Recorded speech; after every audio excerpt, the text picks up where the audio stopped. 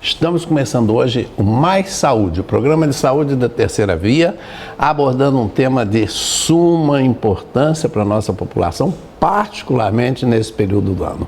Hoje nós vamos ouvir e falar sobre câncer de pele.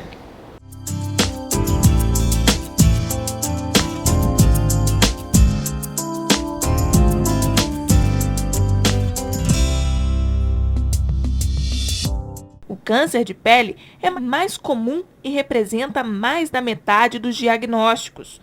Por ano, são mais de 120 mil novos casos no Brasil. Desse total, cerca de 5% são melanomas, os principais responsáveis por mortes por câncer de pele. Pessoas de pele clara, sensível à ação dos raios solares ou com doenças de pele prévias são as principais vítimas. E para abordar esse assunto, nós convidamos nada mais, nada menos do que a referência em câncer de pele, não somente em Campos, mas em todo o Norte Fluminense. Diga-se de passagem, referência não somente em dermatologia, mas referência também na nossa medicina, por sua beleza e elegância de reconhecimento total. Ana Maria Pellegrini, muito obrigado por sua presença aqui. Eu gostaria de fazer uma pergunta inusual nas entrevistas médicas, que você nos falasse sobre a sua vida profissional.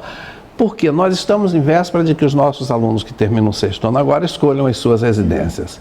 E eu gostaria que você nos falasse sobre a sua vida como dermatologista. Então, tá bom. Obrigada pelo carinho, é um prazer estar aqui, você sempre tão gentil comigo, né? Então, vamos lá, vamos falar um pouquinho de como que é o dia a dia de um dermatologista, né?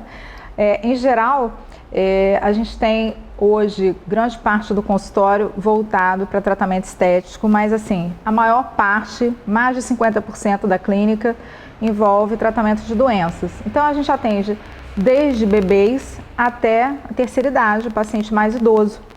E a gente vê patologias não só relacionadas à pele, mas também os anexos da pele, que inclui os cabelos e as alterações das unhas. E como a pele é o maior órgão do corpo humano, né, e cuidar da pele hoje se tornou também uma questão de autoestima elevada e as pessoas querem envelhecer com uma aparência mais jovem o máximo de tempo, né? Então normalmente a gente tem uma procura também para os tratamentos anti-envelhecimento. Então hoje assim, a minha vida é bem complexa, com muito estresse, porque eu trabalho em torno de 14 horas por dia, eu acordo muito cedo, tenho acordado às 5h30 da manhã, começo trabalhando depois de fazer ginástica 8 horas, porque eu tenho que fazer atividade física antes de entrar na clínica, porque eu tenho hora para entrar, mas eu não tenho hora para sair. Então, assim, eu tenho uma demanda muito grande de pacientes, então no dia a dia a gente acaba encaixando muitas pessoas que chegam com urgências. Também existe uma parte da clínica que envolve urgências médicas, e aí a gente tem que atender um paciente com processo alérgico, uma urticária, uma queimadura, e às vezes a gente vai encaixando, no final a gente não termina 8, termina 9, 10 horas da noite, né? Então, hoje a dermatologia é uma especialidade muito ampla, que envolve pesquisa, quando o paciente está em grandes, o estudante de medicina quer ficar em grandes centros, né? E envolve também a utilização de tecnologias. Então, hoje, se você faz opção pela dermatologia, grande parte dos médicos vai realmente optar para oferecer o melhor para o seu paciente na área de estética. E aí envolve a utilização de lasers, aparelhos de radiofrequência, algumas ultrassons. Então, com isso a gente oferece toda uma gama de resultados mais harmônicos, podendo aí adiar a cirurgia plástica por muitos anos. Ana, a cirurgia plástica e a dermatologia são duas especialidades que têm, além das demais especialidades cirúrgicas, que têm tido uma evolução enorme. A passos largos modificam-se as técnicas, não é? E os tratamentos médicos. A dermatologia implica necessariamente numa atualização constante muito intensa, como viagens para congressos, participação em simpósios, todo. Acho que toda especialidade médica, né? Quando a gente escolhe fazer medicina, a gente tem que saber que para você ser um bom médico, né? E hoje às vezes não basta ser bom, você tem que ser excelente. Então você tem que estudar todo dia, porque o que é verdade hoje, amanhã não é mais. Então eu acho que não é só a cirurgia plástica, a dermatologia, mas todas as especialidades exigem, né, a saída frequente a congressos. Eu, como eu gosto muito, sou obcecada por novidade, eu vou demais a congresso todo mês. Então agora eu estou indo esse final de semana para o último congresso do ano, que eu espero não inventar mais nenhum em dezembro. Mas de qualquer forma, essa atualização é mais também para você trocar a experiência com os colegas de outras cidades. Porque muitas vezes as novidades não são assim tão rápidas como as pessoas imaginam. Então a dermatologia teve um grande boom de evolução em 95, 97, com o surgimento da toxina botulínica e com os preenchedores. E aí com isso a gente conseguiu assim uma evolução muito grande. A partir daí as coisas estão evoluindo, mas de maneira mais lenta. Surgem novos produtos, novos medicamentos, mas assim, no que deu assim um resultado de transformação da nossa especialidade foi nessa época de 95, 97.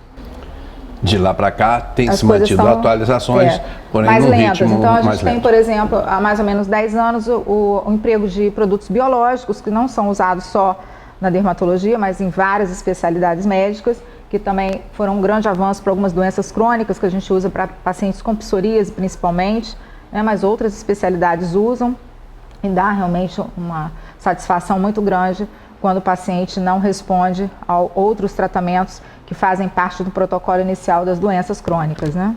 Perfeito. Apesar de nos encantar ouvir falar de sua experiência pessoal, nós hoje vamos focar nosso encontro em câncer de pele. Estamos em novembro, véspera da melhor das estações, que é o verão, e consequentemente uma exposição ao sol muito intensa. Ana, quais são os principais fatores de causa de câncer de pele na nossa população?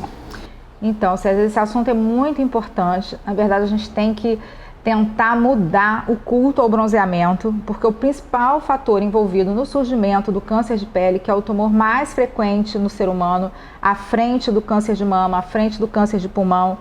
Então, o que basicamente a gente tem que fazer é ensinar as pessoas a se expor ao sol com segurança, porque a radiação solar, a radiação ultravioleta, é o principal fator envolvido. E essa proteção solar tem que ser iniciada desde a infância, porque o efeito da radiação ultravioleta é cumulativo e progressivo, ou seja, as alterações continuam se processando anos depois da exposição. Então, quando o indivíduo se expõe muito ao sol na infância, na adolescência, até 18, 20 anos, ele já forma metade do nosso patrimônio solar. Então, 50% de toda agressão que o ser humano geralmente sofre pela radiação ultravioleta na sua vida já vai ser formada até os 20 anos. Então, começar a usar o protetor solar e outras medidas de proteção após os 20 anos já é tarde para prevenção de envelhecimento e câncer de pele. Normalmente, os indivíduos que desenvolvem o câncer de pele, eles têm, além de fatores genéticos, né, porque aí entra muito como predisposição, o histórico familiar de câncer de pele. Então, se você já tem um parente, um pai, uma mãe, um avô, uma avó, um tio com histórico de câncer de pele, isso aumenta a sua chance de câncer. Além disso, indivíduos de pele muito clara, que têm múltiplas sardas, múltiplas pintas, também são indivíduos que têm uma predisposição maior. E as pessoas que têm históricos de múltiplas queimaduras. Então, aquelas pessoas que tiveram múltiplas queimaduras solares na sua infância e na adolescência, também vai apresentar um risco maior. Então, a formação de uma única bolha na pele já aumenta o risco de formação de melanoma, que é o tumor de pele mais agressivo, em 2 vezes. Então, o importante é não só utilizar o filtro solar o ano inteiro, independente de uma exposição maior em períodos de férias no verão, em clubes e piscinas e praias, mas também ensinar a criança a ter uma soma de medidas, porque a proteção solar ideal começa desde cedo, não só com filtro, mas também procurando se manter à sombra, tentando usar sempre um chapéu sempre de aba larga, porque muitas vezes as pessoas usam o chapéu, mas usam uma viseira. A viseira não é uma proteção adequada, porque a lateral da cabeça e do pescoço fica desprotegida. Então, em geral, a gente recomenda que a aba do chapéu seja de pelo menos 7 ou 8 centímetros para você conseguir uma sombra adequada. Além disso, a utilização de óculos de sol de boa qualidade. Muitas vezes você vai comprar um óculos que não tem uma lente com certificação, então com isso você protege também a região da pálpebra, que é uma área delicada, você protege os olhos, porque a radiação ultravioleta também está relacionada à formação de catarata. Então, se você, desde a infância, tem todos esses cuidados, você vai chegar a 40, 50 anos com uma pele muito saudável, que mesmo que você não tenha uma predisposição genética para desenvolvimento de câncer, que você tenha uma proteção natural contra o câncer de pele, mas com certeza você vai ter um desenvolvimento de um envelhecimento precoce se você não tiver essa proteção constante. Terminamos aqui o nosso primeiro bloco com os ensinamentos da doutora Ana Pellegrini. Voltamos em seguida. Um copo d'água gelada, um cafezinho, fica conosco.